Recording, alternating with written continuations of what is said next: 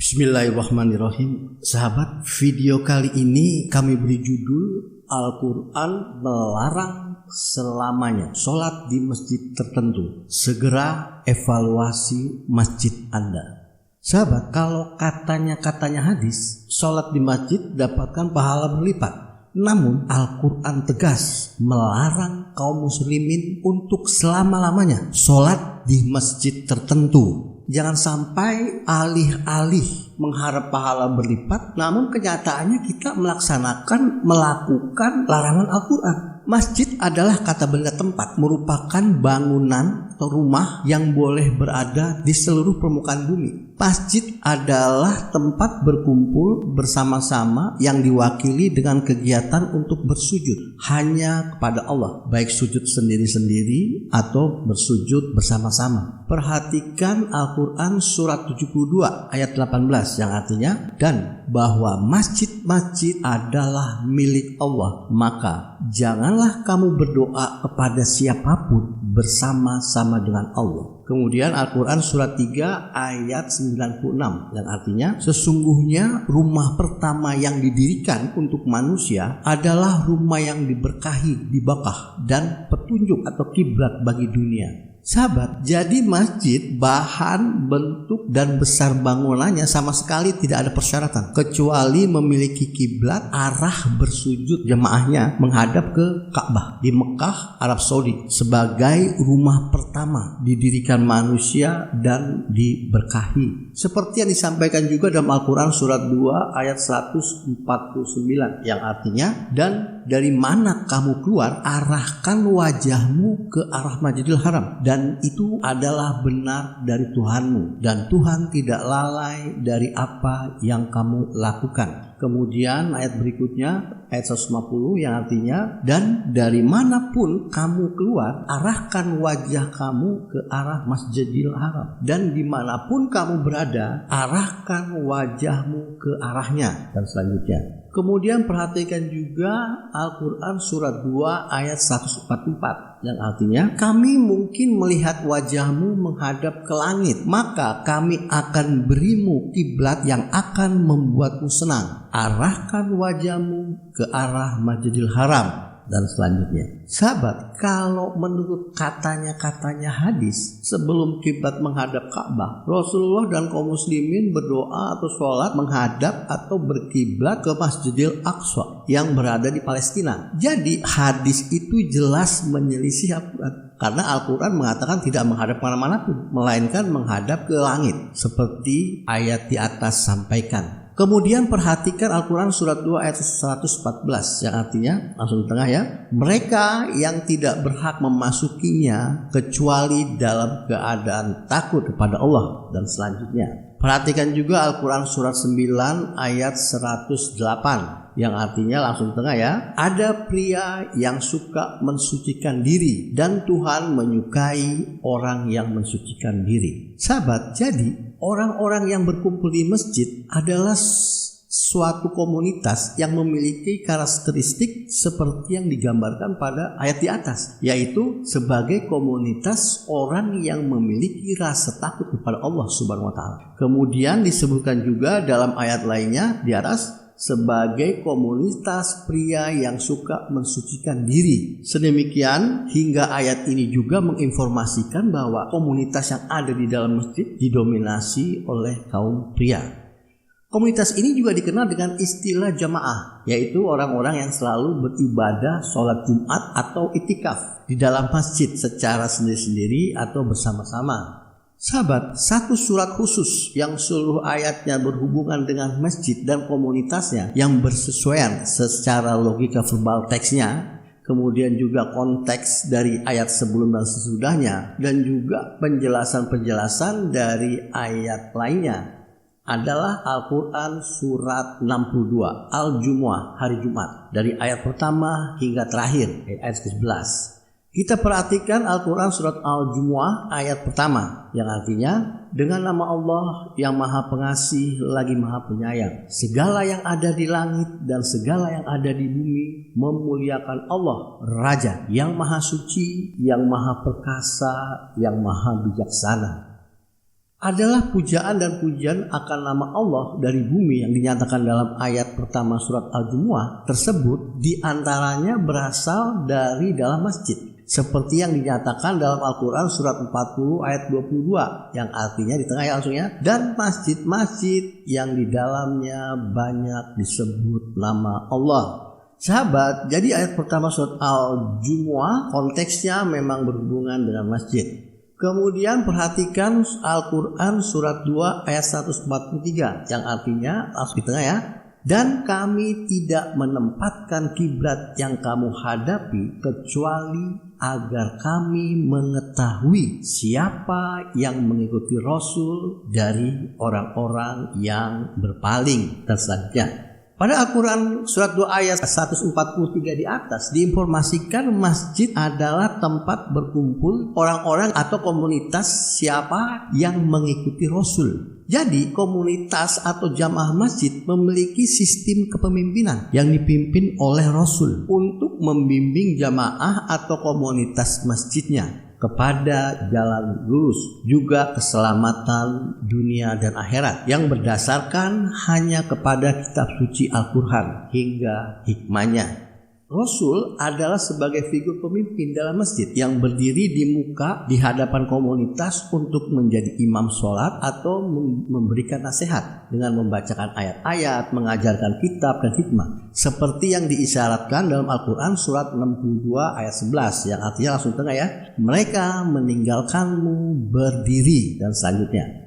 Dalam Al-Quran surat 2 ayat 143 itu yang disebutkan figur Rasul adalah sosok pemimpin atau imam yang ditaati sekaligus yang membimbing jamaah atau komunitas Masjid Nabawi saat itu hingga terbentuknya negara kesatuan. Eksekutif, legislatif, dan yudikatif walaupun dipilih secara demokrasi namun kinerjanya di bawah pengawasan imam yang membacakan ayat-ayat, mengajarkan kitab Al-Quran dan hikmah. Imam di sini lahir dan besar bersama jamaah, membentuk umat yang faham Al-Quran dan hikmah karena proses pembelajaran. Jadi produk pertama dan utama dalam Islam adalah tokoh imam yang selalu membacakan ayat-ayat, mengajari kitab Al-Quran dan hikmah kepada jamaahnya. Bukan muncul hasil proses kampanye dari imam oportunis yang mengaku-ngaku beragama kepada umat yang berambisi menjadi penguasa. Hanya bermodalkan imamah selebar tampah mendadak sontak minta dukungan.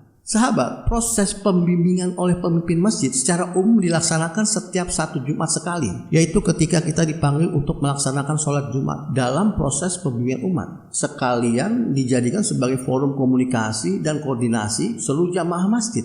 Dan komunitas atau jamaah masjid pun mesti loyal untuk patuh kepada kepemimpinan pemimpin masjidnya seperti yang dinyatakan dalam Al-Quran surat 2 ayat 143 di atas. Selanjutnya Al-Quran surat Al-Jumu'ah ayat 2 yang artinya dialah yang mengutus utusan dari kalangan mereka sendiri kepada orang yang tidak membaca. Dia membacakan ayat-ayatnya kepada mereka dan dia mensucikan mereka dan mengajari mereka kitab dan hikmah padahal sebelumnya mereka dalam kesesatan yang nyata. Ayat senada diulangi dalam Al-Quran surat 2 ayat 129 yang artinya ya Tuhan kami dan kirimlah di antara mereka seorang utusan dari antara mereka yang akan membacakan kepada mereka ayat-ayat-Mu dan mengajari mereka kitab dan kebijaksanaan dan mensucikan mereka. Sahabat, banyak berulang ayat-ayat senada seperti ini seperti di Al-Quran surat 2 ayat 151. Ayat di atas mengingatkan kembali akan Muhammad sebagai seorang Rasul dengan konteksnya sebagai pemimpin dalam jamaah masjid.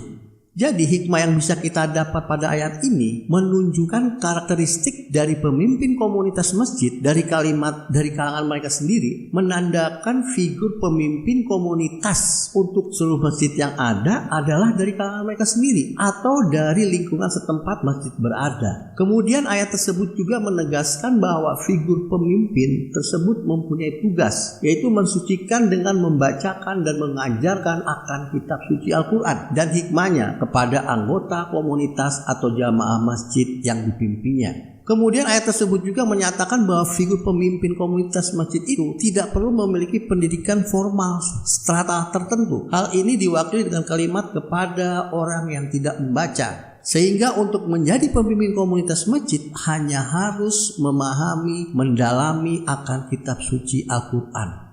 Kemudian kita lanjutkan Al-Quran surat Al-Jumu'ah ayat ketiganya, yang artinya dan lainnya dari mereka ketika mereka mengikuti jejak mereka, dan dia maha perkasa lagi maha bijaksana. Sahabat, ayat ketiga ini menggambarkan proses transformasi atau pengikut jejakan dari pimpinan Rasulullah dalam jamaah Masjid Nabawinya, diikuti jejaknya oleh seorang muslim dalam memimpin masjid lainnya di masjid manapun setelah masa Nabi. Seorang muslim pemimpin jamaah masjid lainnya yang mengikuti jejak Rasulullah, Al-Quran mengistilahkan dengan sebutan atakhadu masjidan, seperti istilah dalam Quran surat 9 ayat 107 yang terjemahannya adalah mengambil atau memegang kuasa di masjid. Sedangkan tafsir Al-Quran yang ada biasanya mentafsirkan kata atakhadu masjidan menjadi pendiri masjid atau penguasa masjid atau pemelihara masjid. Pada prinsipnya atakhadu masjidan adalah kata benda orang yang mendirikan, menguasai atau memimpin masjid. Di sini hikmah transformasi dari Muhammad Rasulullah dengan Masjid Nabawinya pada masanya menjadi figur atakhadu masjidan atau penguasa masjid pada masa setelah Rasulullah berdasarkan Al-Quran surat 62 ayat 3 di atas, yaitu dan lainnya dari mereka ketika mereka mengikuti jejak mereka, yaitu atakhadu masjidan yang mengikuti jejak Rasul sebagai pemimpin masjid. Sedemikian hingga tugas atakhadu masjidan seperti yang dinyatakan dalam Al-Quran surat 62 ayat 2 di atas. Dia membacakan ayat-ayatnya kepada jemaah dan dia mensucikan jemaah dan mengajari jemaah kitab dan hikmah. Sahabat, jangan kata hikmah di atas diartikan sebagai al-hadis, sebab Al-Quran sampaikan Yesus juga datang dengan hikmah, seperti pada Al-Quran surat 43 ayat 63 yang artinya aku Yesus datang dengan hikmah, dan banyak lagi ayat senada lainnya yang mengartikan hikmah. Kemudian Allah mengapresiasi kepada orang yang mengikuti jejak Rasul menjadi pemimpin komunitas masjid dari kalangannya sendiri pada ayat berikutnya, yaitu surat Al-Jumu'ah ayat keempat yang artinya inilah karunia Allah yang dia berikan kepada siapa yang dia kehendaki, dan Allah memiliki karunia yang besar. Transformasi dari Rasul menjadi atakhadu masjidan tidak terjadi secara otomatis, akan tetapi merupakan menjadi persyaratan untuk menjadi sosok atakhadu masjidan. Sahabat, atakhadu masjidan adalah figur yang memberi warna pada masjid yang ada di sekitar kita saat ini. Sedemikian hingga kita sebagai calon jamaah masjid sering memilih masjid ketika hendak melaksanakan sholat Jumat. Masjid yang kita nilai membimbing kepada jemaahnya sesuai dengan kecocokan atau yang kita sukai akan ajarannya dan bimbingannya. Karenanya umumnya masjid mempunyai warna dakwahnya yang khas. Bahkan dengan kekhasannya itu, kaum muslimin yang berada di sekitar masjid biasanya memberi nama panggilan atau kunyah dari masjid tersebut, seperti misalnya dengan menyebut Masjid Muhammadiyah, Masjid NU, Masjid Wahabi, Masjid Syiah, dan seterusnya. Walaupun nama masjidnya bukan itu semua. Kunyah nama masjid itu disematkan orang karena sesuai dengan warna materi yang sering disampaikan dari mimbar masjidnya. Sedemikian warna tersebut dipertahankan oleh seseorang yang menempatkan posisi sebagai atakhadu masjidan dengan memilih ustadz atau dai yang satu pandangan atau satu warna. Dalam proses pembimbingan untuk jamaah masjid yang lebih intensif, Al-Quran memperkenalkannya dengan istilah itikaf, seperti yang diinformasikan dalam Al-Quran surat 2 ayat 105, penafsiran dari kata al-i'tikafin, dan dalam Al-Quran surat 2 ayat 187 dari kata i'tikafun, yang artinya usaha yang sungguh-sungguh. Dalam hal ini sesuai dengan Al-Quran surat 62 ayat 2, mereka sungguh-sungguh mengendalami ayat-ayat kitab suci Al-Quran dan hikmahnya yang semestinya dipimpin atau dibimbing oleh seorang pemimpin di masjid tersebut. Mungkin sebagai gambaran, itikaf semacam pondok pesantren yang ada saat ini. Permasalahannya, pondok pesantren saat ini umumnya diperuntukkan kepada anak-anak usia sekolah. Sedangkan Al-Quran dalam surat 2 ayat 187 menggambarkan suami istri pun bisa beritikaf. Kemudian materi pembelajaran dalam pesantren itu seperti kurikulum. Sedangkan Al-Quran surat 62 ayat 2 menyatakan hanya mengajarkan kitab Al-Quran beserta hikmahnya. Kemudian jikalau pondok pesantren umumnya menarik pembayaran kepada peserta didiknya atau yang beritikaf atau yang mondok. Jadi bisa dikatakan pondok pesantren adalah bentuk itikaf yang dikomersilkan dan diselewengkan materi pembelajarannya.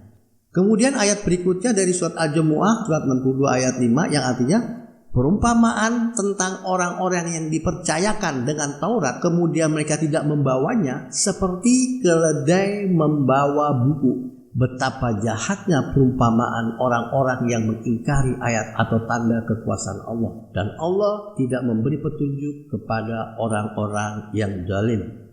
Sahabat, sepertinya ketika Al-Quran menceritakan kelakuan orang Yahudi seolah-olah menyindir kelakuan umat Islam saat ini. Perhatikan Al-Quran surat 62 ayat 5 di atas. Manusia yang mengaku umat Islam diberi kepercayaan Al-Quran khususnya untuk surat Al-Jumu'ah maka akan menuju kepada At-Takhadum Masjidan, yaitu nazir masjid atau tamir masjid, yaitu penasihat atau ketua dewan kemakmuran masjid. Akan tetapi At-Takhadum Masjidan tidak mempedulikan Al-Quran, dalam arti tidak mempelajari materi-materi ajarannya untuk menjadi dasar dalam mensucikan, mengajarkan kitab dan hikmah kepada jamaahnya. Mereka penguasa masjid saat ini kebanyakan lebih suka dengan kitab-kitab tulisan manusia seperti kitab-kitab hadis, kitab-kitab fikih, kitab-kitab tafsir dan lainnya. Bagaimana penguasa masjid atau At-Takhadum Masjidan yang seperti keledai itu bisa melaksanakan fungsinya atau kewajibannya yang diamanahkan dalam Al-Quran seperti yang disampaikan dalam Al-Quran surat 62 ayat 2, yaitu mensucikan dan mengajarkan kitab Al-Quran dan hikmah kepada jemaahnya. Walaupun tidak disyaratkan memiliki pendidikan formal yang diwakili dalam kalimat kepada orang yang tidak membaca pada ayat yang sama. Artinya tidak pernah membaca kitab munas, kitab-kitab karangan manusia. Asalkan At-Takhadum Masjidan itu memahami kitab suci Al-Quran. Saat ini At-Takhadum Masjidan menjelma dalam bentuk yang kita kenal dengan istilah nazir masjid atau tamir masjid dengan posisi sebagai penasehat atau ketua dewan kemakmuran masjid, yaitu pimpinan tertinggi dalam organisasi kepengurusan masjid. Realitanya At-Takhadum Masjidan banyak yang memilih lulusan dari Timur Tengah untuk mewarnai masjidnya. Padahal mereka lulusan Timur Tengah itu seperti keledai yang membawa kitab suci. Alih-alih belajar Islam tetapi yang dipelajari malah kitab-kitab buatan manusia. Sahabat, kenyataannya sangat memprihatinkan terjadi. Coba tengok silabus fakultas yang namanya Faculty of Noble Quran di Islamic University of Madinah saat ini. Kenyataannya ilmu-ilmu yang diajarkan adalah kitab tafsir, qiraat, dan ilmu-ilmu Al-Quran seperti asbabun, tawarikh, tajwid, rasm, dan seterusnya. Yang semuanya itu adalah kitab-kitab karangan manusia. Beberapa abad kemudian setelah kematian Rasulullah. Namanya saja Fakultas Quran. Tetapi mereka hanya mensyaratkan hafal Al-Quran, tapi tidak ada pentelaahan tentang materi ayat-ayatnya. Dan itu termasuk seperti keledai membawa buku, kitab. Mereka meninggalkan kitab bulughah. Mereka lebih nyaman dengan kitab-kitab karangan manusia, kitab-kitab tafsir, kitab-kitab hadis, kitab-kitab fikih, kitab-kitab tulisan para pendeta atau At-Takhadum Masjidan, bapak-bapak masjid terdahulu, dengan alasan lebih rinci, lebih jelas, dan seterusnya. Sahabat, padahal berulang Al-Quran menyatakan bahwa ayat-ayat Al-Quran adalah jelas. Perhatikan Al-Quran surat 36 ayat 69 yang artinya langsung di tengah ya, dan Al-Quran yang jelas. Kemudian Al-Quran surat 27 ayat 1 yang artinya ini adalah ayat-ayat Al-Quran dan kitab yang jelas. Kemudian dalam Al-Quran surat 28 ayat 2 yang artinya ini adalah ayat-ayat kitab yang jelas. Kemudian di Al-Quran ayat 29 ayat 49 yang artinya bahkan itu Al-Quran adalah ayat-ayat yang jelas dan selanjutnya. Kemudian dalam Al-Quran surat 41 ayat 3 yang artinya kitab yang dijelaskan ayat-ayatnya secara mendetail. Kemudian Al-Quran surat 43 ayat 2 yang artinya dengan kitab yang jelas. Dan diulangi juga dalam Al-Quran surat 44 ayat 2 yang artinya dengan kitab yang jelas. Dan banyak lagi berulang ayat-ayat senada dalam Al-Quran. Kemudian Al-Quran juga berulang menyatakan bahwa Allah Subhanahu wa Ta'ala yang akan mengajarkan Al-Quran. Perhatikan Al-Quran surat 55 ayat 1-2 yang artinya dengan nama Tuhan yang maha pengasih lagi maha penyayang, yang pemurah mengajarkan Al-Quran. Kemudian surat 2 ayat 282 yang artinya langsung tengah ya. Dan takutlah akan Allah dan Allah akan mengajarimu dan Allah maha mengetahui segala sesuatu. Sahabat, jadi syarat belajar dengan Allah hanya dengan memiliki rasa takut kepada Allah Subhanahu wa Ta'ala. Walaupun hanya dibantu dengan Google Translate untuk menerjemahkan Al-Quran per kata.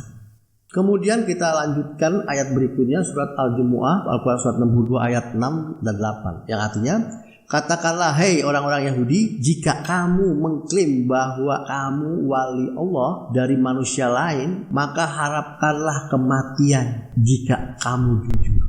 Dan mereka tidak akan pernah berharapnya kematian atas apa yang telah dilakukan tangan mereka. Dan Allah maha mengetahui orang-orang yang zalim. Ayat berikutnya, katakanlah kematian yang kamu tinggalkan pasti akan menemuimu. Kemudian kamu akan dikembalikan kepada yang mengetahui yang gaib dan yang menyaksikan. Kemudian dia akan mengabarkan kepadamu tentang apa yang telah kamu kerjakan. Sahabat, dalam konteks masjid dan at-takhadum masjidan yang tidak memegang kitab Bulugh melainkan kitab Munas, seiring meyakinkan kepada jamaahnya bahwa warna dakwahnya lah yang paling benar, lainnya sesat, bid'ah dan jahanam. Kemudian juga mereka menggambarkan janji-janji pahala yang berlipat-lipat atau kepastian keselamatan di akhirat kelak jika mengikuti warna dakwahnya. Maka Al-Quran surat 62 ayat 6-nya menantang untuk mengharap kematian. Jika memang si pembangun masjid itu merasa disiapkan kafling dan bangunannya di surga atau banyaknya pahala yang sudah terkumpul. Kemudian ayat berikutnya surat 62 ayat 7 diinformasikan mereka tidak akan pernah mengharapkan kematiannya karena apa yang telah tangan mereka lakukan. Sahabat, ada satu fenomena di sekeliling kita. Awalnya adalah seorang tokoh yang disebut at-takhadum masjidan. Namun karena begitu luasnya pengaruh tokoh tersebut sehingga tokoh at-takhadum masjidan itu diberi julukan oleh umat yang fasik sebagai wali Allah, sebagai mursyid, sebagai guru, sebagai habaib, sebagai syekh dan seterusnya. Yang mana mereka pun merasa kekasih Allah karena mereka tidak ada penolakan, bahkan nyaman dengan panggilan atau gelar yang umat fasik sandangkan itu.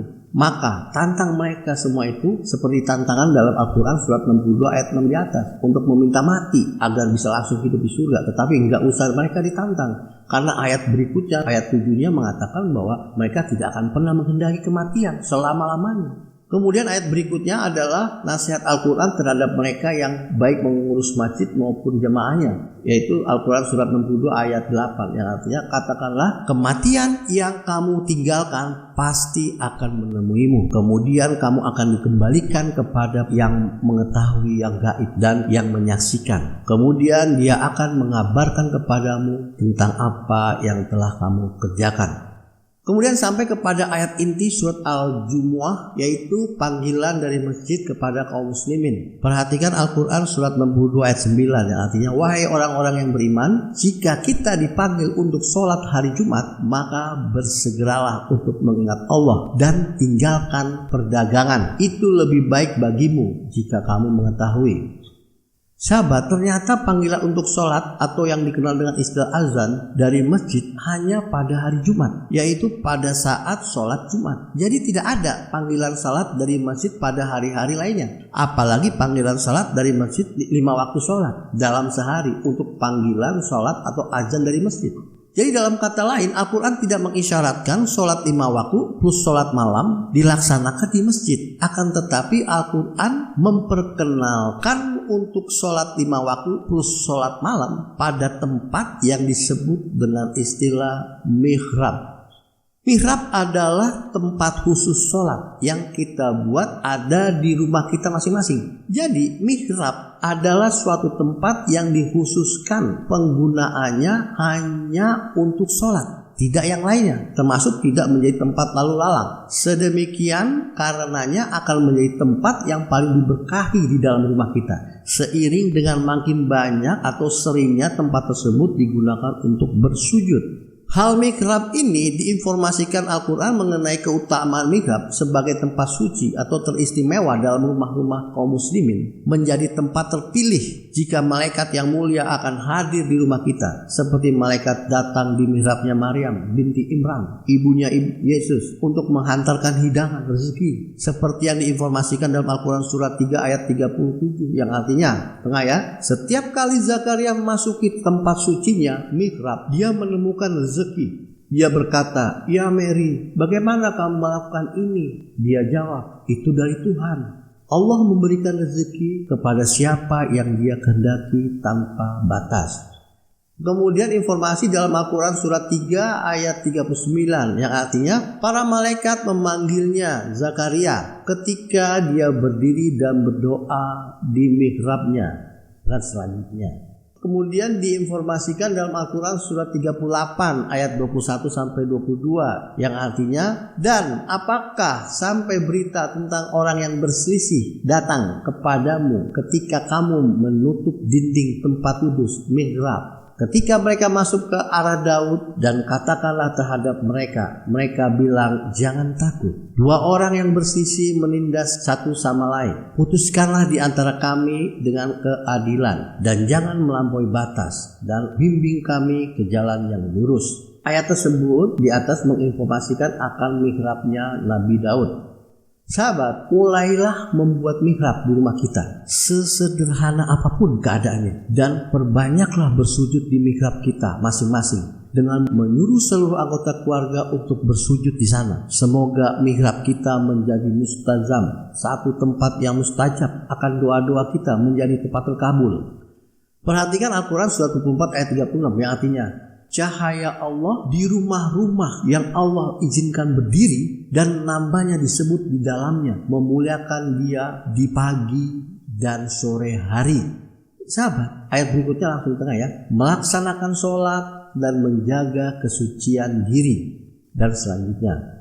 Sahabat, dua ayat dalam surat An-Nur ini mengisyaratkan sholat 5 waktu dilaksanakan di mihrab rumah kita masing-masing.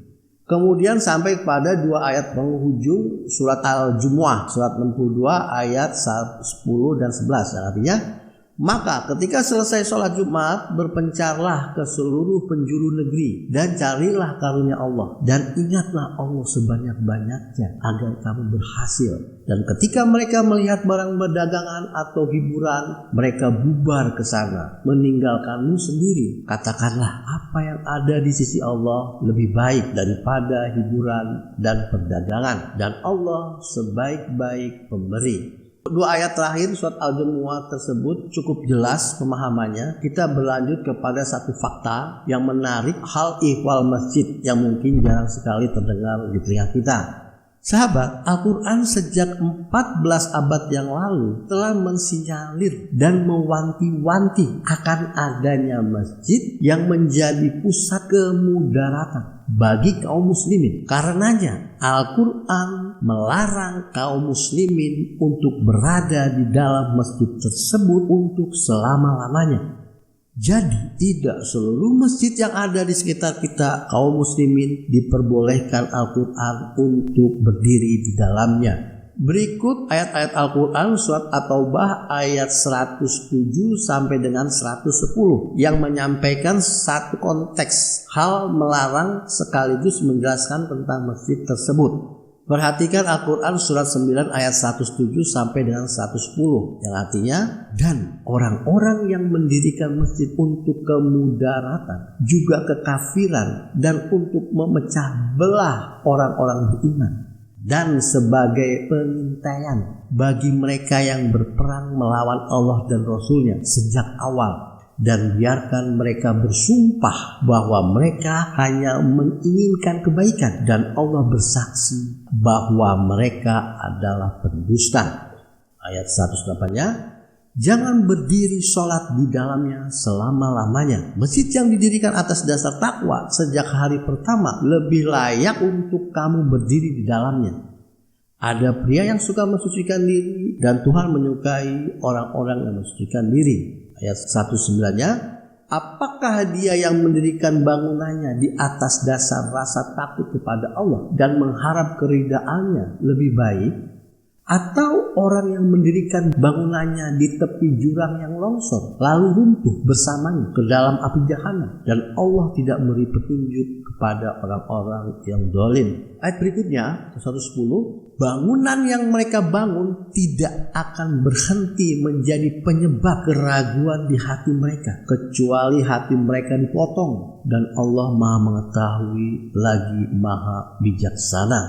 Sahabat, ayat-ayat ini jelas menginformasikan bahwa masjid tersebut hanya akan membimbing komunitas atau jamaah masjid yang mengakibatkan lebih banyak kemudaratannya. Jadi semestinya kaum muslimin senantiasa mulai mengevaluasi terlebih dahulu sebelum menetapkan diri kita untuk bergabung menjadi jamaahnya suatu masjid yang ada di sekitar kita. Jangan sampai alih-alih mendapat pahala berlipat dengan dalil katanya hadis, malah mengamalkan larangan Al-Quran.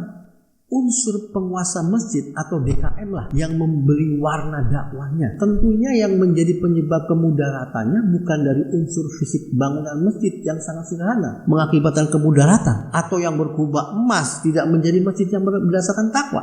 At-takhadu majidan, yaitu nazir masjid atau tamir masjid dengan posisi penasehat atau ketua dewan kemakmuran masjid yang harus menjadi pusat evaluasi kita. Sosok penguasa masjid inilah yang dikenal dengan nazir masjid atau tamir masjid, yaitu penasehat atau ketua dewan kemakmuran masjid yang bisa mengakibatkan masjid menjadi sumber kemudaratan dan memecah belah bagi jamaah sesuai dengan Al-Quran surat 9 ayat 107 di atas, dan ayat 108-nya melarang kita berdiri sholat di dalamnya untuk selama-lamanya. Sahabat, realita yang muncul di sekitar kita mengenai model at-takhadu majidan atau pemimpin masjid atau pemimpin DKM, kami sinyalir pemimpin masjid atau pemimpin jamaah itu menjadi 3 golongan. Pertama, golongan pemecah belah sesuai dengan sinyalir karakteristik masjid dan larangan Al-Quran untuk berdiri sholat di dalamnya.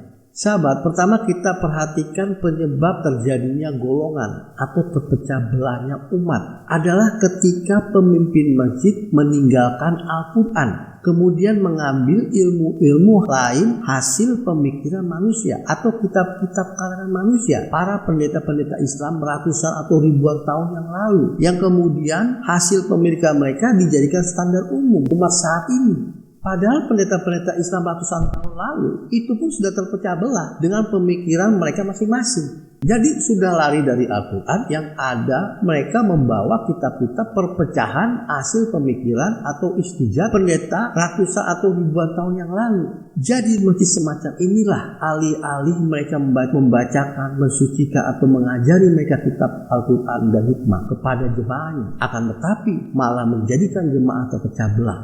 Alih-alih mereka mengajarkan Al-Quran, akan tetapi mereka mengajarkan kitab-kitab karangan manusia. Sahabat, berikut kitab-kitab karangan manusia yang sering dianggap lebih baik dari Al-Quran atau oleh kaum muslimin yang awam, apalagi mereka yang lulusan Timur Tengah. Pertama, kitab-kitab tafsir Quran seperti Al-Tabari, karangan Muhammad bin Jarir bin Yazid, orang Irak yang lahir tahun 829 sampai 923 Masehi. Juga tafsir Ibnu Katsir, karangan Ismail bin Umar bin Katsir, orang Suriah yang lahir tahun 1300 sampai 1374 Masehi. Juga tafsir Al-Qurtubi, karangan Muhammad bin Ahmad bin Abu Bakar Al-Qurtubi, orang Spanyol yang lahir tahun 1214 sampai 1273 Masehi, dan seterusnya. Sahabat, tafsir jauh berbeda dengan terjemahan. Karena tafsir pemahamannya diarahkan oleh penafsirnya, sedangkan terjemahan tanpa tafsiran, tanpa pengarahan. Kemudian apakah tafsiran-tafsiran mereka salah? Jawabnya tidak ada yang salah, walaupun ada perbedaan di antara para penafsir. Salahnya adalah ketika umat Islam di seluruh dunia dari segala zaman harus terpaku dengan tafsiran atau pemikiran manusia yang bukan nabi, bukan rasul, yang hidup ratusan bahkan ribuan tahun yang lalu, seperti si Tabari, si Katsir, dan si Qartubi. Sedangkan Al-Quran itu untuk selamanya hingga hari kiamat. Itu salahnya, kita dipakukan. Perhatikan Al-Quran surat 3 ayat 19 yang artinya, sesungguhnya agama di sisi Tuhan adalah Islam, dan orang-orang yang diberi kitab tidak berselisih kecuali setelah datangnya ilmu kepada mereka karena kedengkian di antara mereka, dan seterusnya. Kemudian Al-Quran surat 10 ayat 93 yang artinya, langsung tengah ya, maka mereka tidak berselisih hingga datang ilmu kepada mereka, dan seterusnya. Kemudian Al-Quran surat 45 ayat 17 yang artinya, langsung tengah ya, mereka tidak berselisih kecuali setelah datang kepada mereka pengetahuan, dan selanjutnya. Juga diulangi dalam Al-Quran surat 42 ayat 14 yang artinya, dan mereka tidak berpisah kecuali setelah pengetahuan datang kepada mereka karena persaingan di antara mereka sendiri, dan seterusnya. Dan masih puluhan ayat Al-Quran yang senada, yang pada intinya perpecahan itu karena hasil pemikiran, pendapatan, atau tafsiran seseorang dijadikan standar umum umat, bahkan lintas abad dan lintas budaya. 2. Kemudian kitab-kitab fikih atau hukum agama karangan manusia yang disebut dengan mujtahid menjadi penyebab perpecahan umat. Sahabat, Islam agama telah sempurna dan Allah telah meridainya. Jangan ada pemikiran atau pandangan manusia disertakan atau ditambahkan di dalamnya. Jika Al-Quran tidak mengharamkan atau tidak menghalalkan, maka kita manusia tidak boleh menetapkan hukum atas nama agama. Jelas hal ini hanya akan menjadi penyebab perpecahan, karena setiap kepala bisa memiliki beberapa pandangan.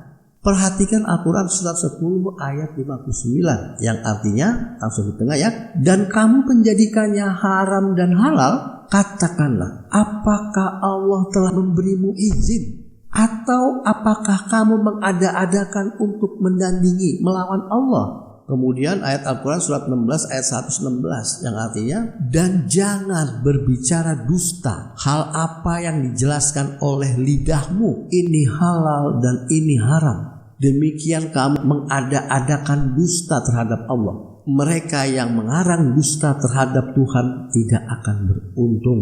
Ketiga, kemudian kitab-kitab hadis seperti tulisan Muhammad bin Ismail al-Bukhari, orang Uzbekistan yang lahir tahun 810 meninggal 870 Masehi, atau kitab-kitab hadis tulisan Muslim yaitu orang Iran yang lahir tahun 821 meninggal 875 Masehi, atau juga kitab-kitab hadis tulisan Abu Daud orang Irak yang lahir tahun 817 meninggal 889 Masehi, dan seterusnya. Sahabat, apakah cerita-cerita atau hadis-hadis mereka salah semua? Jawabannya tidak semua salah, tapi perlu diluruskan bahwa hadis hanyalah tradisi lisan yang melintasi waktu, lintas abad, lintas geografi juga. Rasul di Arab, Bukhari di Uzbekistan, Muslim di Iran, Abu Daud di Irak. Juga lintas kepala, pemahaman, dan kepentingan pribadi setiap para rawi. Kemudian mereka menisbatkan atau mengkait-kaitkan cerita itu pada Rasulullah. Jadi dalam hadis ada unsur penipuan kepada umat Islam jika dikatakan hadis adalah ucapan, perbuatan, dan persetujuan Rasulullah.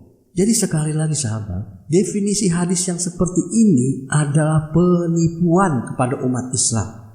Sahabat, Al-Quran mengajarkan untuk mengenal Rasulullah dengan sungguh-sungguh hanya dengan memahami Al-Quran. Perhatikan Al-Quran surat 6 ayat 20 yang artinya, orang-orang yang telah kami beri kitab mengenalinya, Nabi Muhammad ya, sebagaimana mereka mengenal anak-anaknya. Sedangkan orang-orang yang sesat tidak beriman. Diulangi dalam Al-Quran surat 2 ayat 146 yang artinya, orang-orang yang telah kami beri kitab mengenalinya, Nabi Muhammad, sebagaimana mereka mengenal anak-anak mereka sendiri, dan seterusnya. Sahabat, jadi jika kita mau benar-benar mengenal sifat atau karakter Nabi Muhammad sehingga benar-benar memahami apa-apa yang membuat Nabi suka dan memahami apa-apa yang membuat Nabi murka, seperti kita mengenal anak-anak kita sendiri, maka pelajarilah Al-Quran, bukan membaca buku-buku hadis yang melalui katanya-katanya yang kemudian dikait-kaitkan kepada Nabi Muhammad. Sahabat, jadi cluenya atau ciri-cirinya masjid yang Al-Quran larang kaum muslimin berdiri sholat di dalamnya adalah masjid yang memberikan bimbingan melalui ceramahnya yang tidak bermaterikan hanya Al-Quran. Seperti ayat-ayat di atas katakan, perpecahan itu ketika telah datangnya ilmu kepada mereka. Ketika telah datangnya ilmu kepada mereka. Ilmu di sini berasal dari kitab-kitab karangan manusia. Sahabat, perlu saya ingatkan, hanya Al-Quran yang murni tersisa dari agama Islam sampai detik ini dan hari akhir. Lainnya kami tidak katakan salah, namun sangat menanggung resiko kesesatan. Karena tidak ada jaminan dari Allah, Tuhan semesta alam, dan tidak ada kewajiban untuk mengikuti selain Al-Quran. Dan jelas berulang ancaman bagi yang tidak mengikuti Al-Quran. Kemudian fenomena berikutnya mengenai atakhadu masjidan atau pemimpin masjid atau pemimpin DKM yang kami sinyalir adalah mereka yang tergolong oportunis. Mereka memanfaatkan masjid dalam hal ini jamaahnya untuk kepentingan ekonomi, sosial atau politik pribadinya. Sahabat, tidak perlu kami menunjuk kepada salah satu masjid seperti ini. Namun tentunya kaum muslimin jangan sampai terjerumus ke dalam masjid seperti itu. Adalah selain mereka tidak akan pernah menjalankan kewajibannya seperti yang diamanahkan dalam Al-Quran surat 62 ayat 2, yaitu membacakan ayat-ayatnya kepada jamaah, mensucikan dan mengajarkan jamaah kitab Al-Quran dan hikmah. Mereka hanya memanfaatkan jamaah sebagai sapi perahannya untuk kepentingan sosial, ekonomi atau politik pribadi atau khadul masjidan atau pemimpin masjid. Dan biasanya jamaahnya pun yang terperangkap oportunis itu jamaah yang fasik dan memiliki kepentingan ekonomi, sosial atau politik yang sama. Pemimpin masjid oportunis inilah yang sering mempromosikan kata-katanya al-hadis bahwa sholat di masjid 20 kali derajat lebih tinggi ketimbang sholat di mihrab rumah demi banyaknya menjaring customer.